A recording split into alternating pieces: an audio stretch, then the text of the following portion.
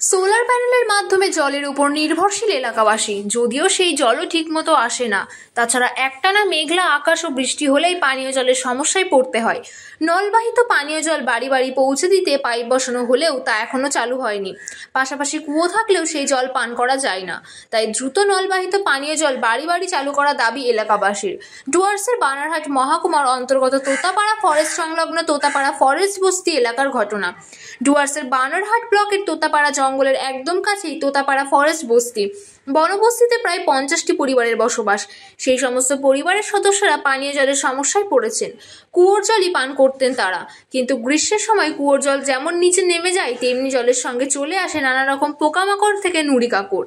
এরপর সেই এলাকায় সোলার প্যানেলের মাধ্যমেই পানীয় জলের ব্যবস্থা করা হয়, কিন্তু সেই সোলার প্যানেলে একটি অংশ খারাপ হয়ে রয়েছে। পাশাপাশি একটানা মেঘলা আকাশ এবং বৃষ্টি হলে ঠিকমতো জল পাওয়া যায় না।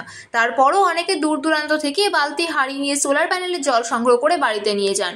এদিকে এলাকায় জলের সমস্যা মেটাতে বাড়ি বাড়ি নলবাহিত পানীয় জল পৌঁছে দিতে পাইপ বসানো হয়েছে, তবে ওই পর্যন্তই এখনো নলবাহিত জল এলাকায় পৌঁছায়নি, যার ফলে পানীয় জলের সমস্যায় পড়েছেন এলাকাবাসী চান দ্রুত যাতে নলবাহিত পানীয় জল বাড়ি বাড়ি পৌঁছে দেওয়া হয়।